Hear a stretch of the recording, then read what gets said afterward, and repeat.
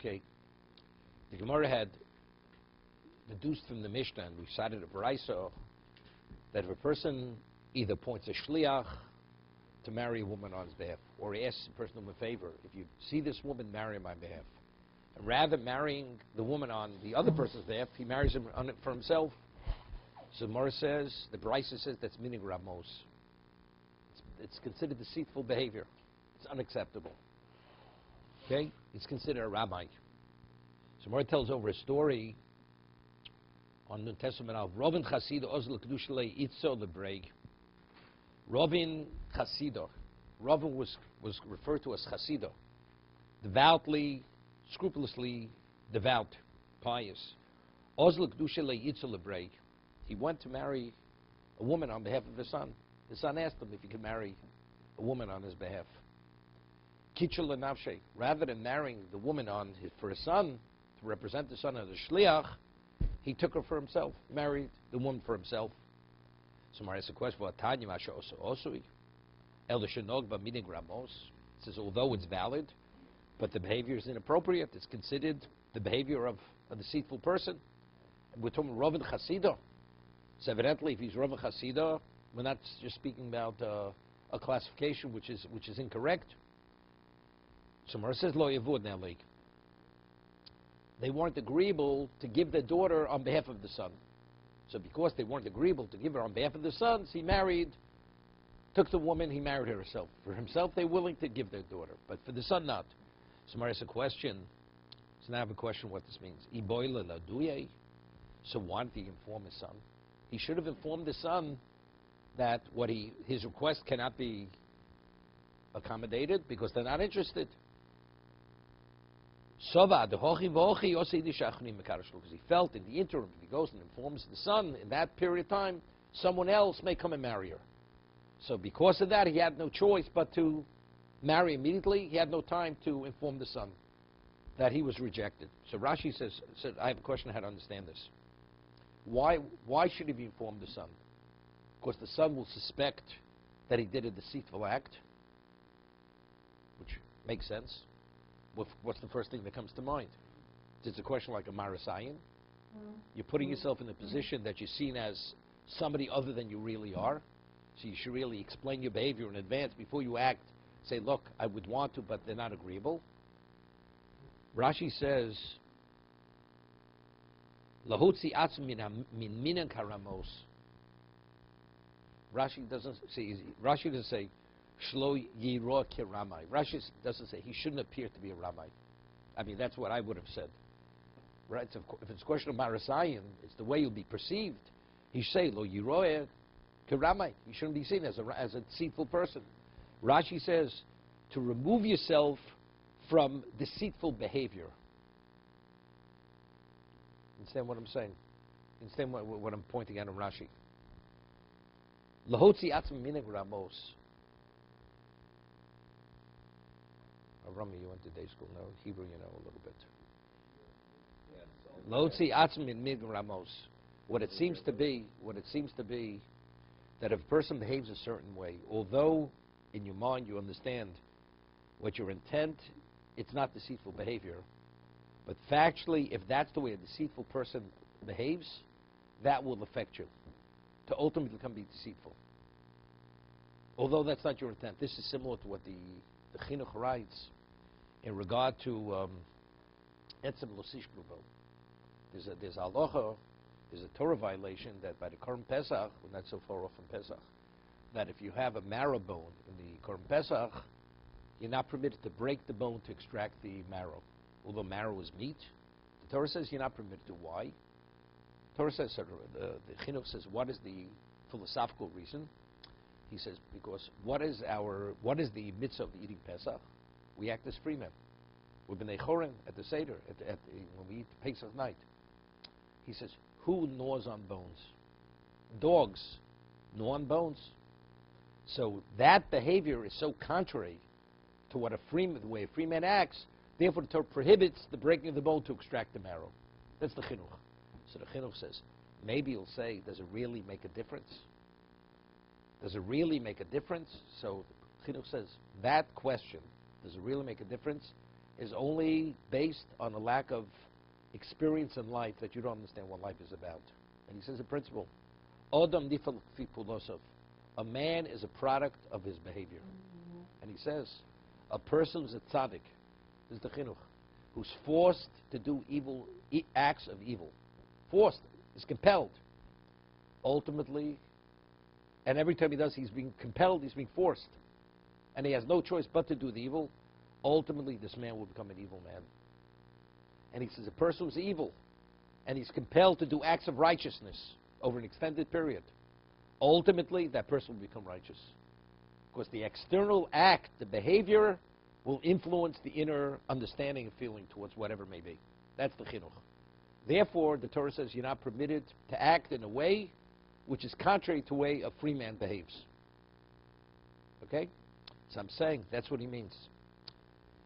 If you don't inform the son, so you're not bimotzi atzmo mina gramos. This is the way a deceitful person behaves.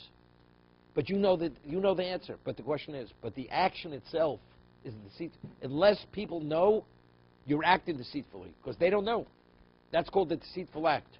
And ultimately, acting this way, although you know and you have whatever, it's going to affect you. On that, he said, well, that's only if he has a chance. If he can and he doesn't, is one thing. But over here, he had no chance because he was concerned somebody may marry in the interim. Therefore, that was an overriding factor.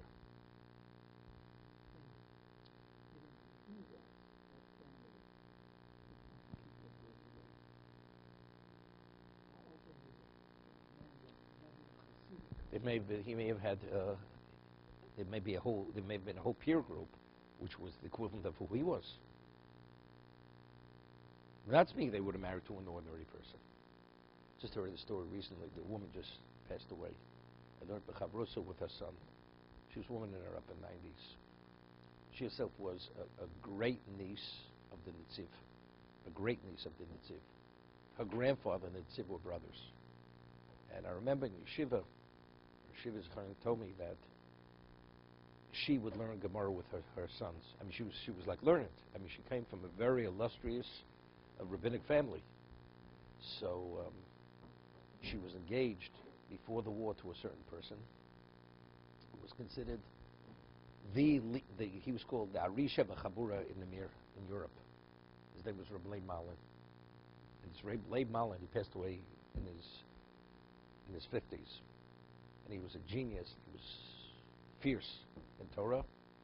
And they were engaged before the war to be married. Then he was, let's say, he was in his 30s. And then the war broke out. She was somewhere else. And she thought he perished in the Holocaust. Didn't know. She became engaged, married another man right after the war. Years later, 15 years later, she realized he was alive. And she regretted that, if she would have known, she wouldn't have even considered. She was engaged. I mean, if she was married, she was engaged to this person. Just saying, you understand? The second husband wasn't the equivalent of the first husband, not at all.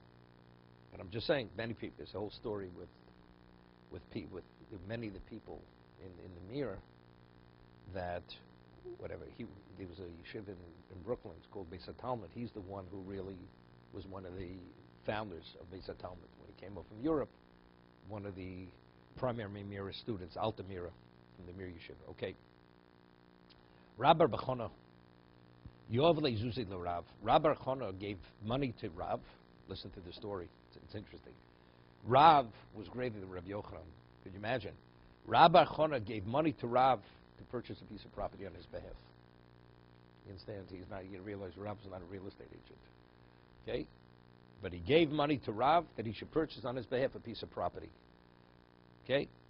Yov's lezuzli Rav, Oma Zavna Nelly, Lahayara. He pointed, he says, I want you to buy this piece of property on my behalf.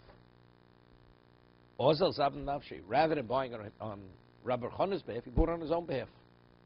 Did not buy it for Rabbi Bechona. Somebody asks a question. For Tanya, we learned in the Braisa, Masha Osu El Shinog Dinig Ramos, that although when he takes the woman for himself, but since he was instructed initially to marry on behalf of the one who it's considered deceitful behavior, it means the Rav did something which is inappropriate, which is unethical. It's not possible.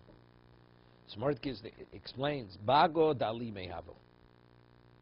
the valley, that particular area, was very strong people, powerful people, strong-armed people. The Rav not going to be covered. To Rav, they would treat well because they respected Rav. So Rav, being a landowner in that region, that area, they will treat him with respect. Rabbi Chana not going to be covered, but Rabbi Chana they would not treat him with proper respect. So therefore, that's the reason why he didn't purchase it, because it would have been a disastrous purchase for himself. So therefore, rather than purchasing it on behalf of Rabbi Chana, it was a good buy. He bought it for himself. So Mari asks the same question: but he should have informed Rabbi Chana that he's what the situation is, who his neighbors would be, and it's something he wouldn't want. And that's more he was concerned that in the interim somebody else may come, and it was a phenomenal deal. He would grab the deal. Therefore, he purchased on his own behalf. Same answer.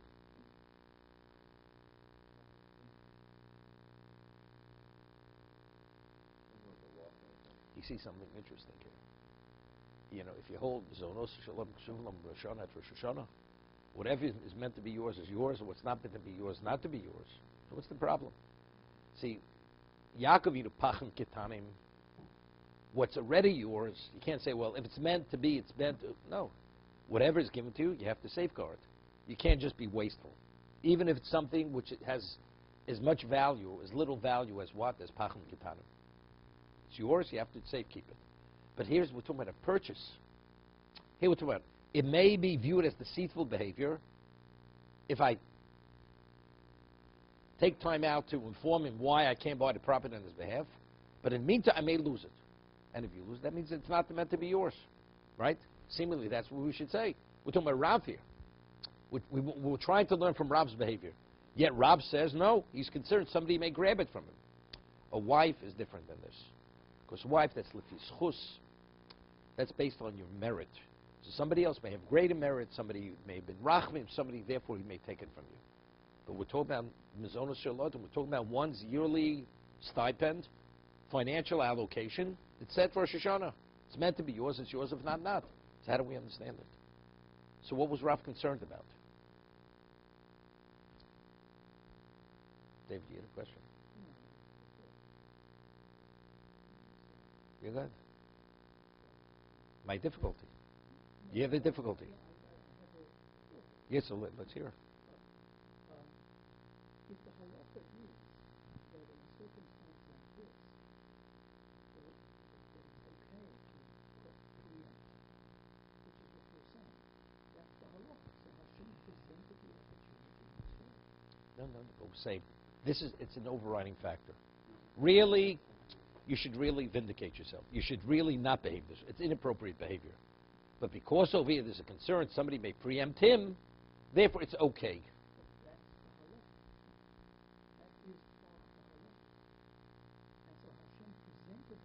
And he wants you to, that even though you'll be viewed as being an aggressive person and acting deceitfully, this is an overriding factor. And often we say that these things that Hashem brings are designed to actually manifest. Okay, I'm going to say the same thing, but with a greater level of clarification. Okay, that's what I was thinking. I was thinking this way. It's true, your allocation is set. But there's a question how you get your money. How does it manifest itself, the allocation? Do you have to struggle to get that allocation? Or does it come easier? That depends on you. That depends on you. Now Rav sees this presents itself. So now I have a question. If I take advantage of it, it's a phenomenal buy. So the allocation will manifest itself through this. It's a buy which doesn't happen every day. If it's a buy which happens every day, so of course he'd pass on it. If he was somebody would preempt him and take it, that means it's going to have to manifest itself elsewhere. Elsewhere, it may be much more complicated. Once it's more complicated, where do I have a right to complicate my life for financial reasons if Hashem presented an opportunity where it's more advantageous for me to act now? Therefore, that's why it's an overriding factor. It's coupled with a spiritual calculation here. Life is distraction. we have to try to distract ourselves to a lesser degree. So if Hashem presents an opportunity, which it's less distraction rather than more, my allocation is what? Is going to manifest itself in this. I'll get the allocation. But the question is, but how much time do you have to take out to be able to draw on that allocation? That's the way I understand it. No, because it's not a maris. It's not Marisayim. First, Rabbi Rechana will not suspect him. Rabbi Rechana will not. Nobody even understands. Nobody knows Rabbi. He was appointed to be the agent to ask. It's again, like I said from Rashi. It's for yourself. It's deceitful behavior, right? And acting deceitfully, even though you know it affects. Ultimately, it'll wear you down. It'll erode your sensitivities. The answer is no, because there's an overriding fact. It won't erode the sensitivities. There is a post-scriptural story that is different between the two cases. Between the land purchase and the land. I would say that in this case, and this is from my own experience, if somebody preempts somebody from a deal, and the knowledge of the deal itself came via the land belonging to this deal, that person, regardless of the fact, will feel he should have done something to me after the fact. Should have been a condition of the agreement as a partner after the fact. And you can walk away with the whole picture. That's the next case. That's the next case. The Mark speaks for another case. I would have thought that Rav would come back, he would have done the deal, and he would come back, and he would have said to me, and I wondered why that I had to do this, but yet I'm bringing you everything back. We'll see. We'll discuss it. We'll discuss that in a minute. Next case. Next case. There's a more extreme case coming up. Much more extreme. No. We'll see in a moment. Rav Gidl having mahapich b'hayi aro. Rav Gidl, he invested, he did his due diligence on a piece of property. Brad, is like the story with the shirt? No? Okay. Rav Gidl having mahapich b'hayi aro. He invested his due diligence, he invested time to purchase a piece of property. Okay, and he's had his mind set on it and his eyes set on it. Also, Rababa Zovna. Rababa went and purchased it. No, independent. See, he grabbed it. Meaning, he preempted him on the deal. Also, Rav Gidl, Kavli the Reb Zera. Reb Zera was the leading Torah sage, one of the leading Torah sages of the generation. And Reb Zera originally was a Babyloi, and he went to Eretz Yisrael. He's the one who fasted 100 fasts to forget the Babylonian approach to learning. Okay, so he went to complain to Reb Zera. Now the question is, why did he go complain to Reb Abba? Why did he go complain? It's a question of almost like tattletaling. It's Lashon Hara. Why don't you go say to Reb Abba, you know something, I had my eye on it, you grab it away from me. He went to Reb Zera, he went to complain to Reb Zera. Right? This is similar to, Yosef and his brothers. Rather than going to discuss it with you, telling your father what they did, why don't you go and find out what the facts are? See that he didn't even go try to find out what the fact. We'll see in a moment what the fact, ultimately what the fact turned out to be. But he initially went to complain to Reb Zera that Rababa actually stole the deal. Also Reb Zera, the Kavod Reb Yitzchak Nafka, evidently Reb Zera felt he's not in a position that he'd be able to deal with Rababa. Rababa evidently was a great Torah sage. Even Reb Zera was not at a level that he could deal with Rababa. So Reb Zera went and he complained to Reb Yitzchak Nafka. Omalei, so Reb Yitzchak Nafka says to Reb Zera, Hamtein achiale etzlein lo regel. Wait for Yom Tiv. He's coming for Yom Tiv. Rababa will deal with it when he comes. Kisolik, when he ascended, evidently they were in Eretz Yisrael, came from another location. Ashkechei. So Rabbi Yitzchak Nafka came upon Rababa, who was the one who purchased the land. Omalei, he asked him a theoretical question, unrelated to this in a moment. Oni amahape b'charoro. A poor man has nothing, and so Rashi says one of two cases. Either it was an ownerless biscuit in the street, and the poor man is going to take possession of the biscuit, or he worked on a benefactor to help him out financially. He worked on it, explained to him, and this benefactor will see, only had a certain amount of money, and he could only provide so much. And another man comes, and he goes and takes advantage of the investment of that poor man's plight, and he takes what the poor man would have received. Another poor man, even another oni. And a third party comes and grabs the biscuit or takes away the opportunity of the first poor person. This is the question he asks Rababa. What's the halacha? Omali Nikarosha. No question. He's an evil man. Oh, Elamar, my time over Hochi. He says, but that's exactly what you did. That's your behavior. This is similar to Nosson and David HaMelech. You know the story of Nosson. When he took Bashev, he gave him an example. He says, if you had a poor woman who was a widow, she has orphans, and she has a sheep, and from this sheep she shares its wool, its fleece, and that's what she bought. She takes its milk and she gives it to her children. And a person comes and takes the sheep, slaughters it. What does that man deserve? He says, it deserves to be killed. That's what David, with anger, he said it. So Nosson said, that's exactly who you are. How do you take a man's wife and send him to the front and have him killed? And take his wife? Don't you realize that's who you are? The moment, it's a way of allowing a person to be able to be off guard, to be able to relate that it's him himself. Because the moment you accuse a person, immediately, on many levels, there's a defense. You put up a shield. And you put it in a light which you don't accept. When you speak about a third party or theoretical case, and you clarify that clearly, then you shift to the person, then the person fully grasps exactly who he is. That his behavior is exactly that. And that's exactly what Rabbi Yitzchak Nafka did with Rababa. What would be the case? She says, Rosha. She says, Omalei, Lohavi. She says, Mar my tam over hochi. So why did you behave this way? What you did to Rav Gidl, that's exactly what you did. He worked, he did his due diligence on the property. He was going to buy it. And you went and you took it away from him, the opportunity. Omalei, Lavi Yodnano. He says, I wasn't aware of it. I wasn't aware that he was pursuing the property, and I went, the seller never said a word to me, and I purchased it. She says, Hashta nami nesi nelimar.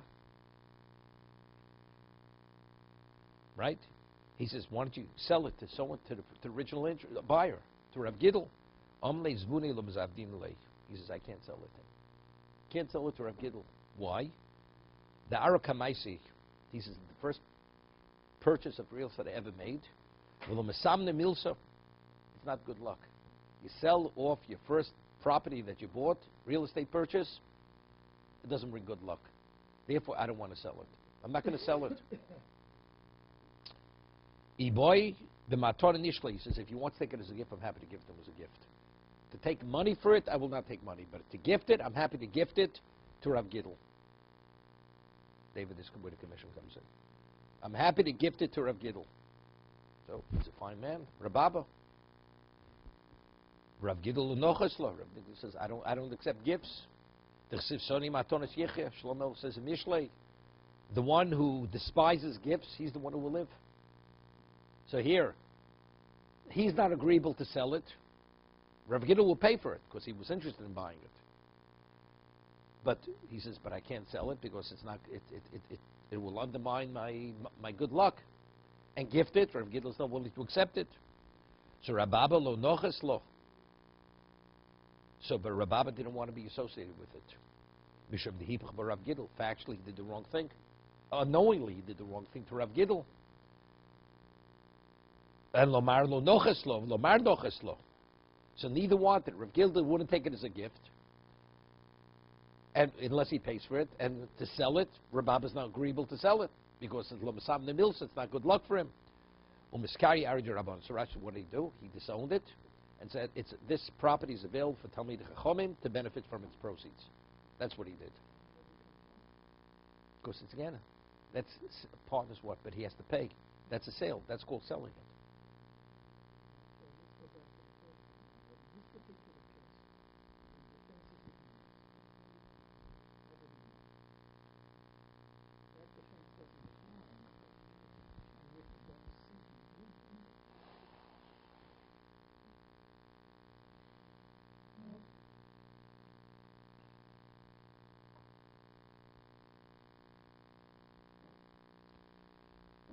Firstly, first, it's not so simple that he deserves anything. Person says, I did my due diligence on purchase a certain piece of property. I go there, I realize that he's only going to have heartache from it because the neighbors will not accept it.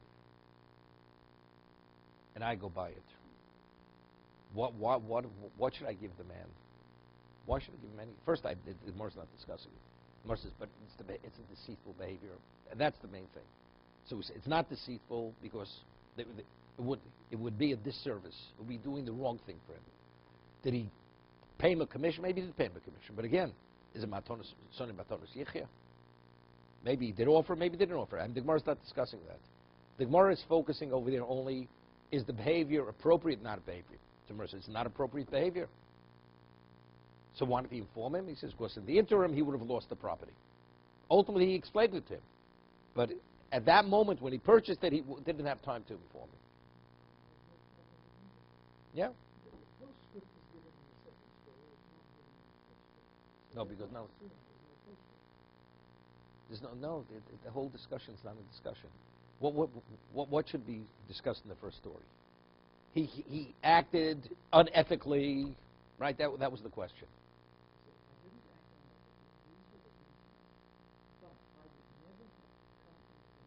But that's not the discussion. We're comparing to marrying a woman. He initially asked, marry on my behalf, then you take her for yourself. Same thing. I asked you to purchase on my behalf, you purchase on your own behalf.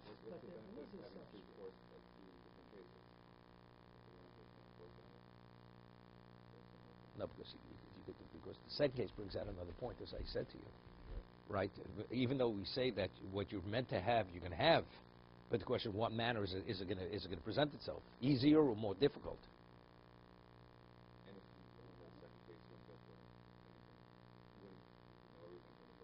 Maybe not. First, they're two different individuals. They're two separate stories. Two separate stories. One is marriage and one is a purchase. Two different things.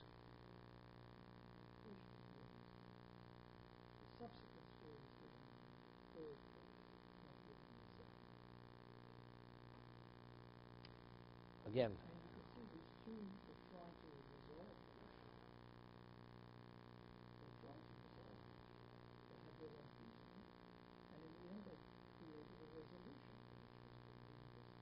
no, because again, in this case, he really did something wrong, inadvertently wrong. The other, Rav did nothing wrong, nothing wrong. It would have been a hardship for the person who asked him to purchase on his behalf. So he's not going to do something which is a hardship for him. The Gemara says in many cases, we have this in the second paragraph. I sent you as my agent to act beneficially for me, not to be a detriment for me. I don't want you to do something which is detriment to me. That's a given. This would have been a detriment to the one who asked him to purchase the property. But you benefited because of my due diligence. I informed you. You wouldn't have known about it. Okay, maybe you did compensate him.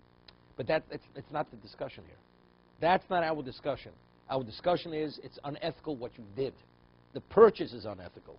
And that Gemara says it's not because it gives you the background information. Okay. You with me, Howard? You have any questions? Okay, we have to do Tosis before you ask questions.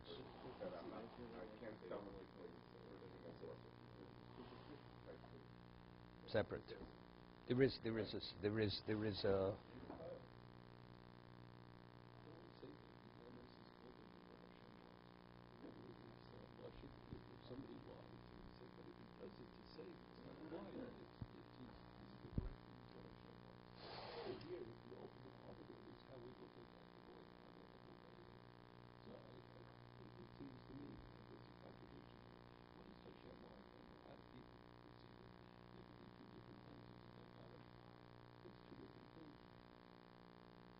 that's exactly what we're discussing over here. So the Gemara answered it. The Gemara answered it.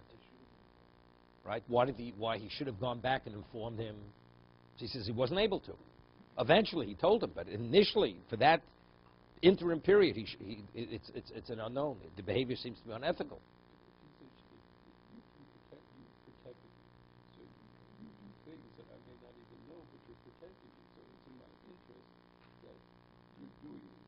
But you should have passed on the opportunity. That's the question. You should have passed on the opportunity.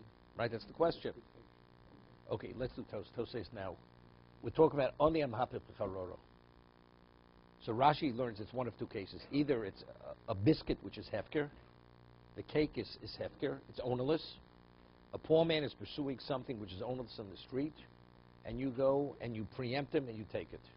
Rashi says, because the poor man, he counted on that, he took the initiative to take it. By taking it from him, your classification is Russia. But Tosas is going to cite many cases which see it's not correct. Let's see Tosas. This has to do with how aggressive could you be in business. The Mairi Becharor Shalefke. Rashi explains that we're speaking about the cake is ownerless. An ownerless cake, a poor man is pursuing it, and now you take it from the poor man. Don't allow him to take possession of it. So Rashi learns that's Russia. The kosher, the Gemara says b'mitziyah. Now, there's a kinyan, there's an acquisition called Dalet Amos. You got it, Avrami. If you within 4 cubits of an ownerless object. So normally, what is that called? And it's off the beaten track. Rabbinically, you acquire it. It's called kinyan Dalet Amos. Anything which is within you of your 4 cubits is considered your domain, and you acquire it. Let's say the man initially he was unaware that there's such an acquisition, and his intent was to acquire it by falling on it, which clearly he demonstrated openly. His intent is not to acquire it with Dalet Amos, but he falls on it. So there's no such kinyan as falling on something, lying on it, right? And now somebody else goes and takes it from him. So it says the third party who takes it, he's the owner. Of course, the initial person, he never acquired it. And it gives a number of examples. Through his action, he showed that he did not want to be koneh.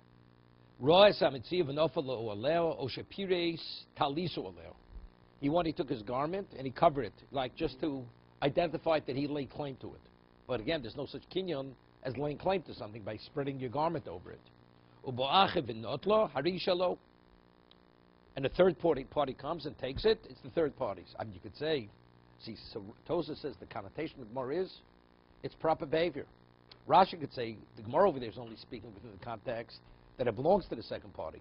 Did he act correctly, ethically? The answer is no.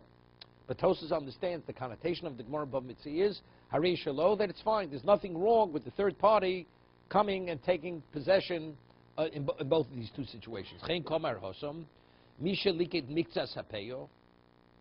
Person gathered. He was a poor man, some of the payo, the gleaning. Upiris Taliso Oleo, Mavino Seiman, you can take it away from him. So the language Mavino Seiman, you're permitted to take it away from him. Vamai, according to Rashi, something that's hefker. Is also classified as Oneamat Charoro. It's considered unethical behavior, even if it's ownerless. Amai Oneamat Charoro. So what do you mean, Mavirin? You're permitted to take it from him? You should not be permitted. If you took it, it's one thing, but you shouldn't be permitted. Mavirin, the connotation of the word Mavirin, you take it away from him. Charor is the cake. Charor is like a pita cake. Pita. Omer Rabbeinu Tam, he says something, an interesting concept. The Isa Mahapech the Nokat Hocha Lo Shaykh El Daf Kshurotz Oni Larviach Beschirus Kshurotz Liknus Dover Echot V'Charim Magdim V'Koneh. Meaning like this. Let's say you have, he's going to explain this. You're able to purchase many things. Let's say there's something on sale. And you can buy that object elsewhere. Or whatever you want to buy, it's not something which is unique in its own right. It's one of a kind. So if the poor man went, or whoever it is, it doesn't mean the poor man necessarily, he invested his initiative and his due diligence. And now you want to take advantage of what he did. That you shouldn't bother yourself. You know, something that's considered unethical. That's wrong. You could go elsewhere and get the same thing. Even though it's not maybe exactly the same thing, but it's the equivalent of it. So what are you behaving this way? But what about it's one of a kind of a find? Let's say it's a lost object. A man says, look, there's a $100 bill there. You don't find $100 bills in the street. And somebody else preempts and takes the $100 bill. Because that's not something which you can replicate elsewhere, that's not considered unethical behavior. And that's the Gemara Bava Mitzvah. A person goes and he takes his garment, covers gleanings of that are left for the oni. There are other gleanings. Navino Sumimani. You can take it away from him, not a problem. Because they were talking about Hefker. We're talking about Hefker. If it's Hefker, so there's other gleanings. That's not the only gleaning. But if it's something which you could have elsewhere, and then you take that, then that's called Russia. Then that's unethical, and you're condemned as being and classified as being an evil person, as a Russia.